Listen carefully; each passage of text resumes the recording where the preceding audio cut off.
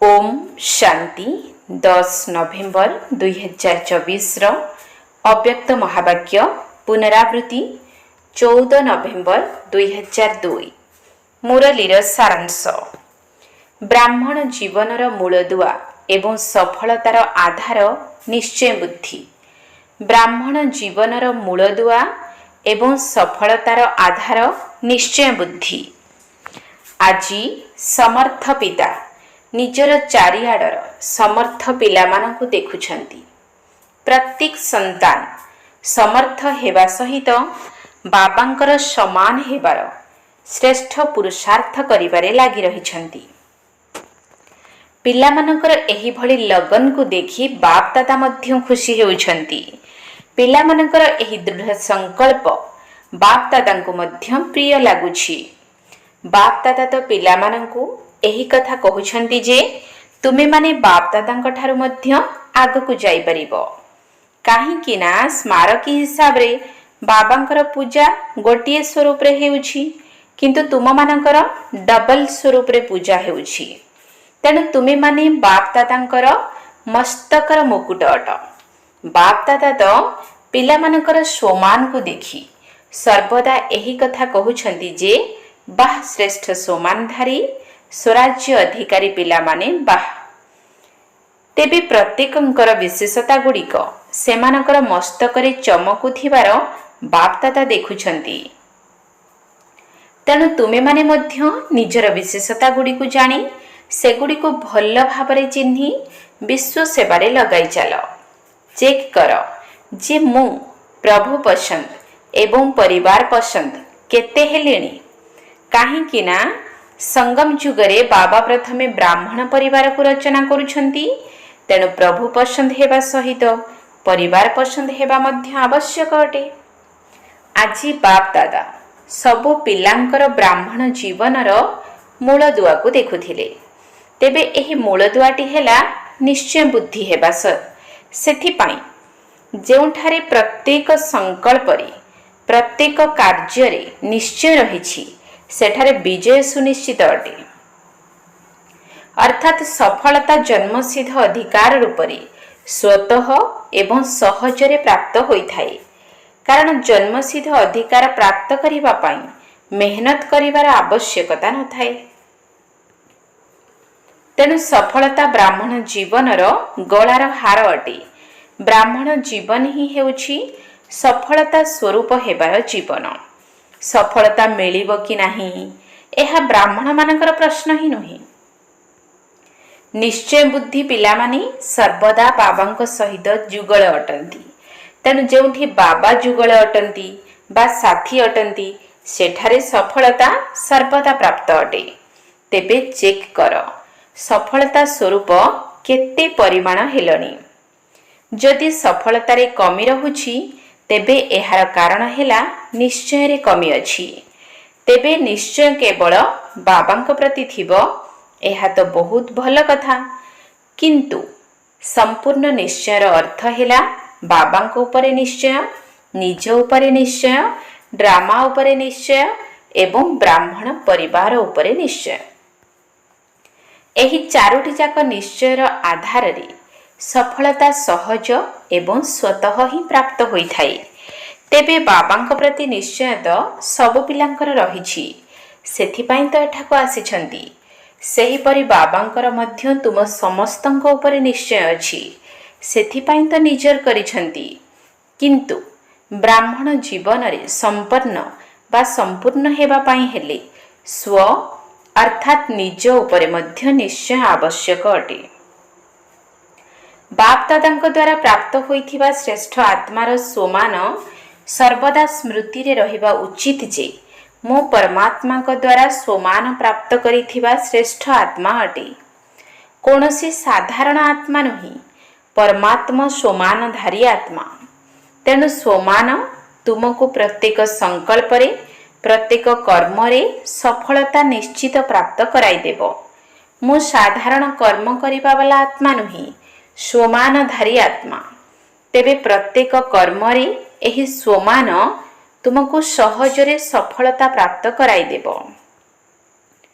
तेणु स्व उपरे निश्चय बुद्धिर चिन्ह है सफलता बा विजय। सेहीपरि बाबांको उपरे तो पक्का निश्चय रही। तार विशेषता है निरंतर मु बाबांकर एवं बाबा मोर। एही स्मृति निरंतर विजयर आधार अटे। मेरा बाबा केवल बाबा नुहे, मेरा बाबा मोर उपरे अधिकार रही थाए। तेणु मेरा बाबा एही भली निश्चय बुद्धि आत्मा सर्वदा सफलतार बा विजयर अधिकारी अटे। सेहीपरि ड्रामा उपरे मध्य पूरा पूरी निश्चय रहिबा दरकार।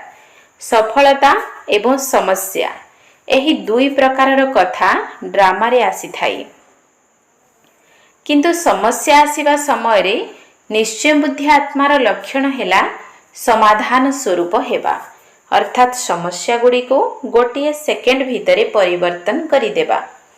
तेबे समस्यार काम हैला आसीबा एवं निश्चय बुद्धि आत्मार काम हैला समाधान स्वरूप होई समस्या को परिवर्तन करिबा। काहेकि जानिछ? काहेकि ना तुमे सबु ब्राह्मण आत्मा मानी ब्राह्मण जन्म नेबा मात्र के माया को चैलेंज करिछ। कौन चैलेंज करिछ ना भूली गलनी? तुमर चैलेंज हैला जे आमे निश्चित मायाजित हेबु। तेणु समस्यार स्वरूप ही मायार स्वरूप अटे। जेहेतु तुमे माने ताको चैलेंज देइछ, तेणु से तुमको सामना तो करिब ना। तेणु से भिन्न भिन्न समस्यार रूप नहीं तुमर चैलेंज को सफल करिबा पई आसुछि, किंतु तुमको निश्चय बुद्धि विजय स्वरूप द्वारा ही ता उपरे विजयी हेबार अछि। काहेकि जानिछ? काहेकि ना तुम पई एहा कोनोसी नुआ कथा नुही। तेबे केते थर तुमे माने माया उपरे विजय होई सारिछ ताहा जानिछ। कौन केवल एबे ही एही संगम जुगरे विजयी हेउछ, ना अनेक थर विजयी होई सारिथिबा घटना को पुनरावृत्ति करूछ? सेथिपाई एही सबु समस्या गुड़िक तुम पाई किछि नुआ कथा नुही, अर्थात नथिंग न्यू। अनेक थर विजयी होई सारिछु, एबे मध्य हेउछु एवं आगको मध्य विजयी हेबु। एहा ही हेउछि ड्रामा उपरे निश्चय बुद्धि विजयी आत्मार लक्षण। आउ गोटे कथा हैला ब्राह्मण परिवार उपरे निश्चय। काहेकि ना ब्राह्मण परिवार अर्थ हैला संगठन। एहा कोनोसी छोटिया परिवार नुही। ब्रह्मा बाबांकर एही ब्राह्मण परिवार सबु परिवार भितरे श्रेष्ठ मध्य अटे एवं बृहत मध्य अटे। तेणु पर भितरे रही परिवारर सबु प्रकारर मर्यादा को पालन करिबा सहित स्नेह ममता रक्षा करिबारे मध्य विजयी हेबाकू पड़िबो। एमिति नुही जे मो बाबांकर एवं बाबा मोर, बास एहा ही सबु किछि अटे। मोर तो बाबांक सहित ही काम, परिवार सहित कौन अछि? किंतु एहा मध्य निश्चयर विशेषता अटे। तेणु एही चारोटी जाक निश्चयर एवं विजयी हेबार आवश्यकता रहिछि। तेबे परिवार मध्य समस्तंको बहुत कथारे मजबूत करि थाई। तेणु परिवार भितरे रही केवल एही गोटिए कथा स्मृति रे रखिबाकू हेबो जे समस्ते क्रम अनुसारे निज निजर धारणा स्वरूप अटंती, अर्थात समस्तंकर भिन्न भिन्न पार्ट रहिछि। एहार स्मारकी रूपरे 108 माला मध्य रहिछि। एबे विचार कर जे केउठी 1 नंबर दाना आउ केउठी 108 नंबर दाना एभली काहेकि हेला? समस्ते 1 नंबर काहेकि हेले नाही, पुणी 16,000 मध्य काहेकि होईछि? एहार कारण कौन? तेबे समस्तंकर भिन्न भिन्न संस्कार को जानी एहार ज्ञानी होई चालिबा एवं समस्तंक सहित संबंध संपर्क रक्षा करिबा, एहा ही हेउछि सफलता युक्त स्थिति। तेबे चालिबाकू तो निश्चित पड़िबो। परिवार को छाड़ी आउ कुआडे जीवो? तुम भितरे एही निशा मध्य रहिछि जे आमर परिवार एते विशाल अटे। तेणु बड़ परिवार भितरे विशाल हृदयर सहित समस्तंकर भिन्न भिन्न संस्कार को जानी सही अनुसारे चालिबा बा निर्माणजित स्थिति रे रही शुभ भावना शुभ कामनार वृत्ति को धारण करी चालिबा। एहा ही हेउछि परिवार प्रति निश्चय बुद्धि विजयी आत्मार लक्षण। तेणु तुमे समस्ते विजयी अटना? कौन विजयी अट डबल विदेशी माने विजयी अटंती तो हाथ तो बहुत भल उठाई देछ बहुत भल कथा बाप दादा मध्य खुशी हेउछंती। अच्छा टीचर माने विजयी अट तो ना किछि किछि ओलटा सीधा होई जाउछि कौन करिबु एभली प्रश्न आसुनाही तो तेणु किपरि कहिबा परिवर्ते एहीपरि शब्द को व्यवहार कर किपरि करिबु कुह नाही एहीपरि करिबु। परिवार सहित तुम मानकर 21 जन्मर संबंध रही तेणु जो माने परिवार सहित संबंध रखिबारे पास हो जाउछंती सही माने ही सबुथिरे पास अटंती। तेणु यही 4 प्रकार निश्चय को चेक कर कहीं ना प्रभु पसंद हेबा सहित परिवार पसंद हेबा मध्य अति आवश्यक अटे। नंबर मध्य यही 4टी जाक निश्चय अनुसार ही मिली थाए एमिति नुहे कि मो बाबांकर बाबा मोर बास सबु होईगला एमिति नुहे मेरा बाबा तो बहुत भल कहूछ एवं सर्वदा एही निश्चय रे अटल मध्य अट एथिपाई मध्य तुमको अभिनंदन। किंतु आउ 3टी निश्चय मध्य एहा साथी रे अछि कौन 4टी जाक निश्चय जरूरी ना नाही टीचर माने कौन कहूछ एमिति तो नुहे जे 3टी जरूरी आउ गोटिए नुहे तेबे जो माने भाबुछंती 4टी जाक जरूरी अटे से माने गोटिए हाथ उठाओ कौन समस्त को 4टी जाक कथा पसंद अटे तो जहाको 3टी जाक पसंद से माने हाथ उठाओ केही नाहंती कौन एहाकू करी देखाइबा कष्टकर नुहे कि बहुत भल कथा जदि आंतरिकता पूर्वक हाथ उठाइछ तेबे समस्ते पास होई गल। अच्छा देख केउठु केउठु भिन्न भिन्न देशर शाखा गुड़िक मिसी मधुबन रे गोटे विशाल वृक्ष अर्थात पारिवारिक संगठन हो जाउछि। मधुबन रे कौन मने रहुछि जे मु दिल्ली रो अटे मु कर्नाटक रो अटे मु गुजरात रो अटे समस्ते मधुबन निवासी अटु तेणु गोटे वृक्षर होईगला ना। वर्तमान समस्ते निजको कौन मने करूछ मधुबन निवासी अट ना निज निज देशर निवासी अट कौन मधुबन निवासी अट तो जदि समस्ते मधुबन निवासी अट तेबे बहुत भल कथा एमिति तो प्रत्येक ब्राह्मण आत्मार स्थायी ठिकाना तो मधुबन ही अटे। तुम मानकर स्थायी ठिकाना कौन बॉम्बे ना दिल्ली ना पंजाब मधुबन ही स्थायी ठिकाना अटे। तेबे सेवा करिबा पाई ही तुम मानकु सेठाकु सेवा केंद्र मानकु पठा जाइछि ताहा हेला सेवा करिवार स्थान तुम मानकर घर हेला मधुबन। शेष समय रे आश्रय केउठी मिलिबो मधुबन रे ही मिलिबो। सेथिपाई तो एते सबु बड़ बड़ स्थान तैयारी करा जाउछि। तेबे समस्तंकर लक्ष्य हेला बाबांको समान हेबा तेणु सारा दिन एही ड्रिल करूथाओ एहा मनर ड्रिल अटे। शारीरिक ड्रिल बा व्यायाम तो शारीरिक सुस्थता पाई करूछ एवं करूथाओ काहेकि ना आजिकाली औषध ठारू मध्य व्यायाम अधिक आवश्यक ताकू तो निश्चित कर एवं समय अनुसार अधिकरु अधिक कर किंतु सेवा करिबा समय रे व्यायाम करिबारे लागि पड़ नाही किंतु अन्य समय रे व्यायाम करिबा भल। एहा सहित मनर व्यायाम मध्य बारंबार करूथाओ जेबे कि तुम मानको बाबांको समान हेबार अछि तेणु जणे पिता हेले निराकार आउ जणे हेले अव्यक्त फरिश्ता तेणु जेतेबेले भी समय मिलुछि गोटिए सेकेंड भितरे पितांको समान निराकारी स्थिति रे स्थित होई जाओ। जदि बाबांको समान हेबाकु चाहुछ तेबे निराकारी स्थिति ही बाबांको समान हेबार स्थिति। पुणी कार्य करिबा समय रे फरिश्ता होई सबु कर्म कर फरिश्ता अर्थात डबल लाइट कार्यर बोझ अनुभव न हेउ कारण कार्यर बोझ तुमको अव्यक्त फरिश्ता हेबा पाई देब नाही। तेणु मझिरे मझिरे निराकारी स्थितिर एवं फरिश्ता स्वरूपर मनर व्यायाम कर ताहा हेले केबे भी क्लांत अनुभव करिब नाही। जेपरि ब्रह्मा बाबा को साकार रूप रे सर्वदा डबल लाइट स्थिति रे रहिबार देखिछ ना ସେବାରେ ମଧ୍ୟ ବୋଝ ଅନୁଭବ ହେଉନଥିଲା।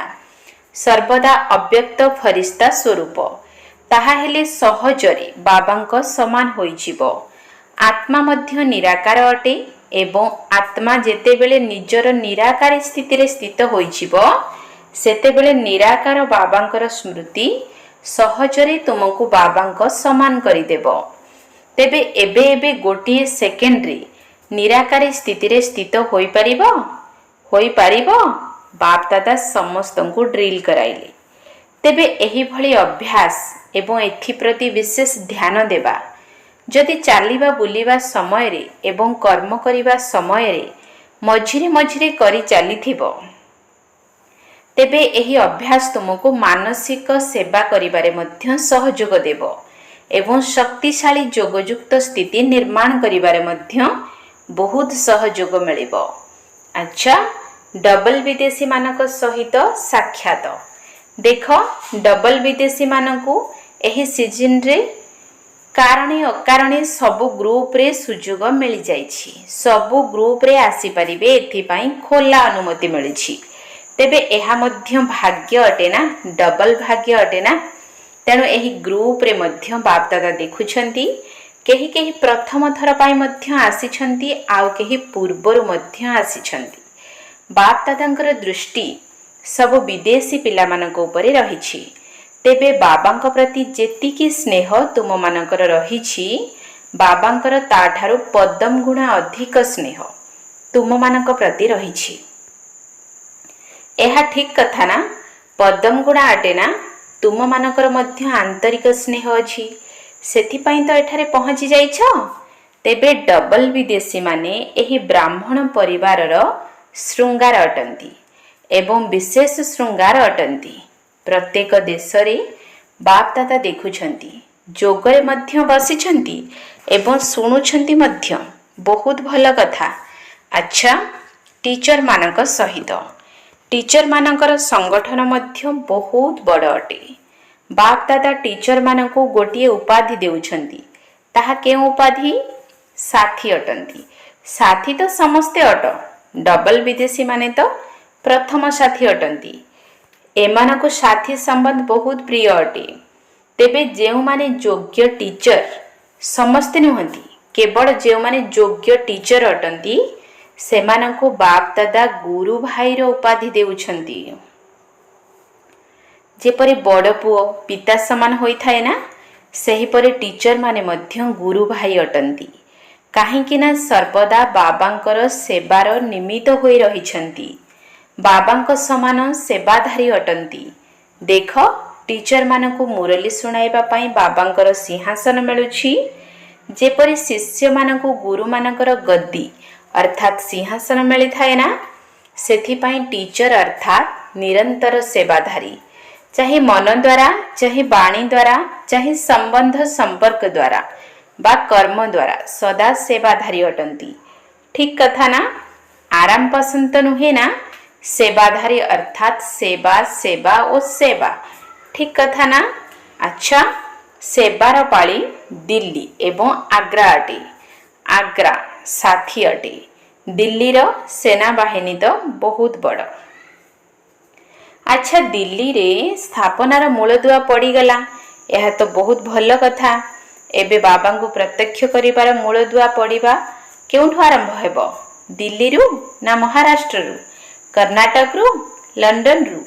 केउठारु आरंभ हेबो? कोन दिल्ली रु आरंभ हेबो? तेणु निरंतर सेवा एवं तपस्या कर। सेवा एवं तपस्या एही दुईटी जाकर संतुलन द्वारा ही प्रत्यक्षता हेबो। जेपरी सेवा पाई भाषण प्रस्तुत करूछ ना, सेहीपरि दिल्ली रे तपस्या विषय रे वर्णना करिबार विषय वस्तु प्रस्तुत कर। तेबे कुहा जीव दिल्ली दिल्ली अटे। एमिति तो दिल्ली बाबांकर दिल अटे।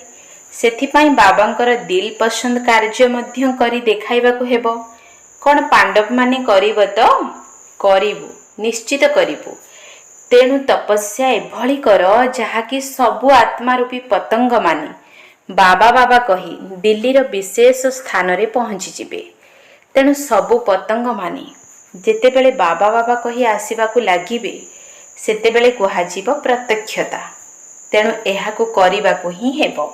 ଆସନ୍ତା ବର୍ଷକୁ ମଧ୍ୟ ଏହିଭଳି ଭାଷଣ କରିବାର ଅଛି ଏବଂ ଏହି ଫଳାଫଳ ଶୁଣାଇବ ଯେ କେତେଜଣ ଆତ୍ମାରୂପୀ ପତଙ୍ଗ ବାବା ବାବା କହି ସ୍ୱାହା ହୋଇଛନ୍ତି।